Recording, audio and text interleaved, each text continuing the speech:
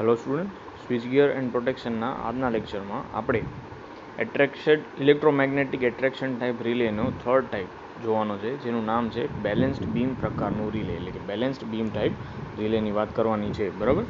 હવે balanced beam type છે એનું બેઝિક પ્રિન્સિપલ તો આપણા આગળની જે બે રિલે જોઈ એ પ્રકારનું છે, એટ્રેક્ટેડ આર્મેચર ટાઈપનું જ. બરાબર. પણ આનું આપણે કન્સ્ટ્રક્શન જોઈએ તો અહીંયા તમે ફિગર એમાં ધ્યાનથી જુઓ તો આની અંદર શું છે તો કે એક બીમ છે. બરાબર છે. આ જે તમને દેખાય છે, બરાબર, આ શું છે? એક બીમ છે કે જેને શું એના ઉપર એક ફલક્રમ ઉપર રાખેલું છે. ફલક્રમનો મતલબ શું તો કે અહીંયાથી એને પાઇવોટ કરેલું હશે અને એ કાં તો આ સાઈડ નીચે મૂવ કરી શકશે અને કાં શું કરી શકશે, ઉપરની સાઈડ મૂવ કરી શકશે. બરાબર છે.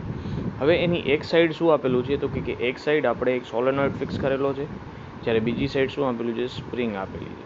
હવે શું થાય છે તો કે આ આખી અરેન્જમેન્ટ કેવી છે તો કે અહીંયા શું થશે તો કે એક બાજુ તમારા સોલેનોઇડની અંદરથી શું ફ્લો થશે? કરંટ ફ્લો કરાવશો તમે. હવે બરાબર, કરંટ ફ્લો થશે એટલે અહીંયા કને એક પ્લન્જર મૂકેલું છે. કરંટના કારણે આમાં શું આવશે? ઇલેક્ટ્રોમેગ્નેટિક ફોર્સીસ આવશે અને એ પ્લન્જરને ક્યાં નીચેની સાઈડ ખેંચશે. બરાબર છે. એટલે કે આ આખું આમ તમારું જે છે એ ક્યાં આવશે? નીચેની સાઈડ મૂવ કરશે અને નીચેની સાઈડ મૂવ કર્યું એટલે તરત જ તમારા કોન્ટેક્ટ આની સાથે જોડાશે અને ટ્રિપ કોઇલ એનર્જાઇઝ થશે અને તમારી સર્કિટ શું થશે? ટ્રિપ થઈ જશે. બરાબર. હવે એમાં શું થાય તો કે અહીંયા સ્પ્રિંગ ઓપરેટિંગ ટોર્ક કોણ પ્રોવાઈડ કરશે તો કે ઓપરેટિંગ ટોર્ક પ્રોવાઈડ કરવા માટે અહીંયા સોલેનોઇડ આપેલું છે. બરાબર છે. કે જે તમારું ઓપરેટિંગ ફોર્સ જે છે આપણે આગળ જોયું હતું, શું આપ્યું હતું? FE. એ કોણ પ્રોવાઈડ કરશે તો કે સોલેનોઇડ. જ્યારે રિસ્ટ્રેનિંગ કોઇલ ફોર્સ છે એ કોણ આપશે તો કે સ્પ્રિંગ પ્રોવાઈડ કરવાનું છે, રિસ્ટ્રેનિંગ ફોર્સ. બરાબર છે. હવે જો આના ઉપર ફોર્સ જનરલી કઈ દિશામાં લાગવાનો છે તો કે આની અંદર ફોર્સ જનરલી કઈ સાઈડ લાગે? આવી રીતે લાગશે. આના ઉપર ક્યાં? નીચેની સાઈડ લાગશે. બરાબર છે. બરાબર. અને એટલે શું થશે તો કે આ બીમ આવી રીતે ઉપર જશે. બરાબર છે. બીમ ઉપર જવાનું છે. હવે શું થાય? જો એરેન્જમેન્ટ તમને ખ્યાલ આવી ગયો. હવે શું થાય છે? નોર્મલ કન્ડિશનમાં આ જે તમારો ફોર્સ છે આના કારણેનો, એટલે કે ઓપરેટિંગ ફોર્સ અને રિસ્ટ્રેનિંગ ફોર્સ શેનો? સ્પ્રિંગના કારણે. એ બંને કેવા હોય છે? નોર્મલ કન્ડિશનમાં બંને કેવા છે? સરખા છે. બરાબર. પણ સપોઝ કે હવે કાંઈ પણ ફોલ્ટ થાય છે તો આ સોલેનોઇડમાંથી પાસ થતો કરંટ શું થશે? વધી જશે. અને આપણને ખબર છે કે ફોર્સ છે એ શેના સમપ્રમાણમાં હતો? I² સમપ્રમાણમાં હતો. એટલે કે જો તમારા કરંટની વેલ્યુ વધી જશે તો ઓટોમેટિકલી ફોર્સ શું થશે? વધી જશે. જો ફોર્સ FE વધ્યો પણ સ્પ્રિંગનો FR તો કોન્સ્ટન્ટ જ છે, હવે શું થશે તો કે આ બે સરખા નથી.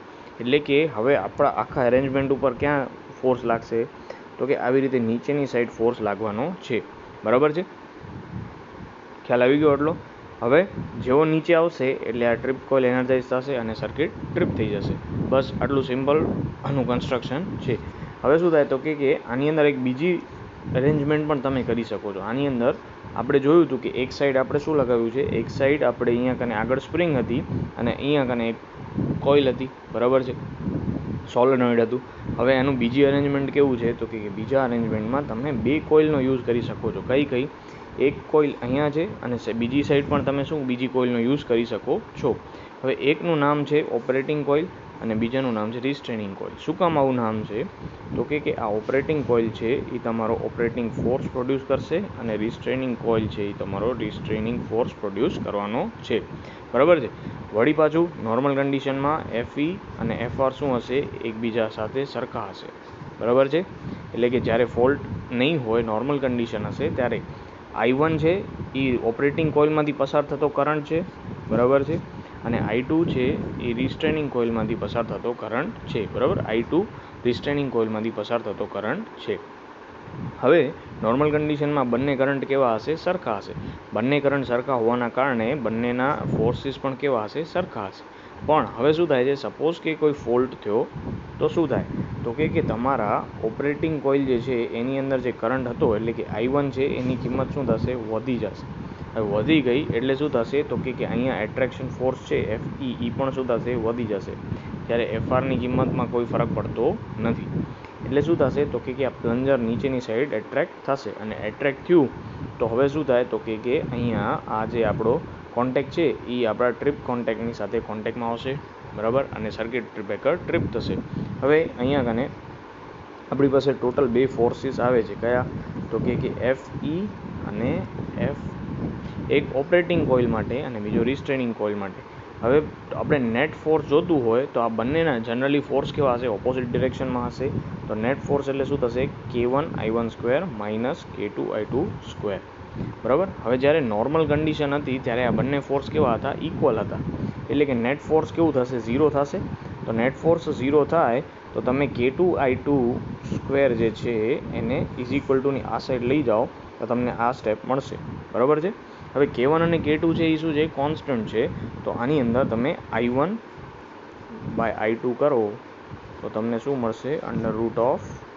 √K2/K1.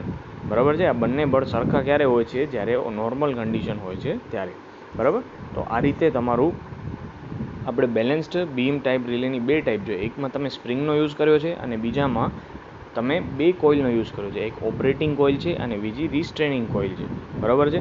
હવે જનરલી આની બે કોઇલવાળા કેસમાં પણ તમે સ્પ્રિંગનો ઉપયોગ કરો છો. એના કારણે તમે જુઓ તો અહીંયા આ જે એની કેરેક્ટરિસ્ટિક્સ આપેલી છે એ કેરેક્ટરિસ્ટિક્સ છે એ આઈડિયલ કેરેક્ટરિસ્ટિક્સ હોત તો સ્ટ્રેટ લાઇન આવત, પણ સ્પ્રિંગના કારણે એમાં થોડોક નીચેની સ્ટાર્ટિંગમાં શું આવે છે? બેન્ડ આવે છે. બરાબર. હવે શું થાય તો કે આગળ વાત કરીએ તો કે બેલેન્સ બીમ છે, બેલેન્સ બીમ રિલે એ ત્રણ ટાઈપની હોઈ શકે. તો કરંટ રિલે હોઈ શકે, પછી વોલ્ટેજ રિલે હોઈ શકે અને ઇમ્પિડન્સ રિલે હોઈ શકે છે. હવે કરંટ પ્રકારનું બેલેન્સ્ડ બીમ રિલે હવે શું થાય તો કે આની અંદર શું હોય તો કે કન્સ્ટ્રક્શન એ જ રહેવાનું છે. બંધારણ કઈ રીતે?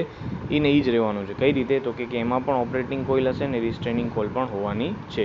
બરાબર છે. અને બંનેમાંથી શું પસાર થશે? કરંટ પાસ થશે. બરાબર છે. અને આની અંદર સિટીની સેકન્ડરીમાંથી એને સપ્લાય આપવામાં આવે છે. તો એના માટેનું ઇક્વેશન આપણને જે આગળ હતું એને એ જ રહેવાનું છે. હવે વોલ્ટેજ પ્રકારની બેલેન્સ બીમ રિલેની વાત કરીએ તો આમાં ડિફરન્સ શું આવશે તો કે આ પ્રકારની રિલે ઉપર મુજબ છે, પણ શું થાય તો કે બંને કોઇલમાં વોલ્ટેજ સોર્સમાંથી એક્સાઇટ કરવામાં આવે છે. એટલે કે બંનેને વોલ્ટેજ સોર્સમાંથી એક્સાઇટ કર્યું છે. તો હવે આપણું ઇક્વેશન શું થઈ જશે? K1 પછી V1² K2V2² થશે.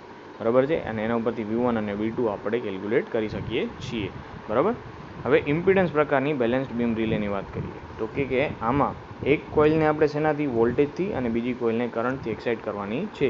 એટલે કાં તો તમે રિસ્ટ્રેનિંગ કોઇલને વોલ્ટેજ આપો અથવા તો ઓપરેટિંગ કોઇલને વોલ્ટેજ આપો, પણ બંનેમાંથી એકને વોલ્ટેજ અને એકને કરંટથી એક્સાઇટ કરવામાં આવે છે. તો આપણને શું મળશે તો કે તમે આમાં V અને I ને આવી રીતે છૂટા પાડશો તો √K2/K1. પણ એકચ્યુઅલીમાં તો V/I તો શું થાય? Z થાય છે. બરાબર છે. અને Z થાય, ઝેડનો મતલબ શું છે? ઇમ્પિડન્સ. એટલે જ આનું નામ શું પડ્યું છે? ઇમ્પિડન્સ પ્રકારની બેલેન્સ્ડ બીમ રિલે. હવે આમાં શું છે તો કે ખાસિયત શું છે તો કે આ રિલે છે એમાં કરંટ છે એ શું કહેવાય? જે ફોર્સ છે એ કરંટના વર્ગના સમપ્રમાણમાં છે. તો આને મોટી રેન્જ માટે ડિઝાઇન કરી શકાતી નથી. એનો મતલબ શું છે તો કે જો તમે હાયર કરંટ્સ માટે એટલે કે કરંટની વધારે કિંમત માટે જો આને ડિઝાઇન કરશો તો એનો જે ફોર્સ છે એ તો એકચ્યુઅલમાં કરંટના વર્ગમાં છે, સમપ્રમાણમાં છે. તો એમાં એટ્રેક્ટિવ ફોર્સિસ જે ઓપરેટિંગ ફોર્સ છે એ કેટલો બધો વધારે હશે. એટલે એના માટે આપણે એને ડિઝાઇન કરી શકતા નથી. પછી આ પ્રકારની રિલે છે એ કેવી છે? ઝડપી છે. એટલે કે એનું ઓપરેશન કેવું છે? ક્વિક છે. અને એટલે જ એને શું કીધું છે? ઇન્સ્ટન્ટેનિયસ પ્રકારની છે. બરાબર. પછી રીસેટ ટુ ઓપરેટિંગ કરંટનો ગુણોત્તર વધારે મેળવી શકાય છે. અને આ પ્રકારની રિલેનું VA બર્ડન ઉપયોગ ઉપર આધાર રાખે છે. તો આની ખાસિયત હતી. બેલેન્સ બીમ ટાઈપ રિલેની અંદર ખાસ તમારે એટલું જ યાદ રાખવાનું છે કે એક આપણે શું કર્યું છે? બીમ છે કે જેને આપણે શું કર્યું? ફલ્ક્રમ ઉપર સેટ કરેલો છે આવી રીતે. અને એની એક સાઈડ ટાઈપ 1 હોય તો એક શું હશે? સોલેનોઇડ મૂકેલું છે અને બીજી સાઈડ સ્પ્રિંગ છે. નોર્મલ કેસમાં સ્પ્રિંગનું ફોર્સ અને ઓપરેટિંગ ફોર્સ બંને સરખા છે.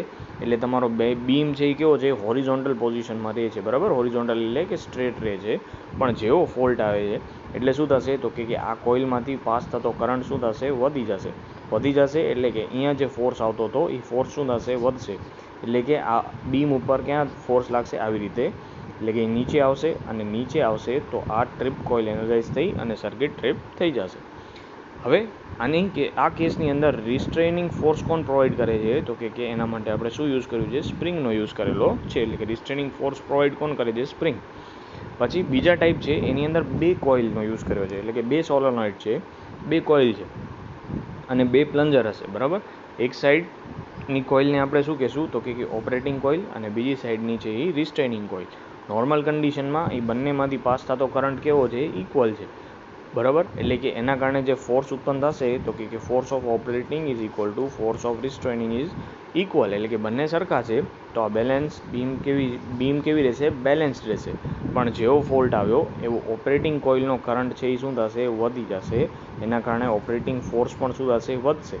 અને એટલે જ અહીંયા કને નીચેની સાઈડ ફોર્સ લાગવાનો છે, અને ફોર્સ લાગશે એટલે તરત આ ટ્રીપ કોઇલ એનર્જાઇઝ થવાની છે. તો બહુ સિમ્પલ હતું, બરાબર, બેલેન્સ બીમ ટાઈપ. તો આ રીતે આપણે electromagnetic attraction type relays complete કરી છે. નેક્સ્ટ લેક્ચરમાં આપણે ઇન્ડક્શન ટાઈપ રિલે સ્ટાર્ટ કરશું, બરાબર.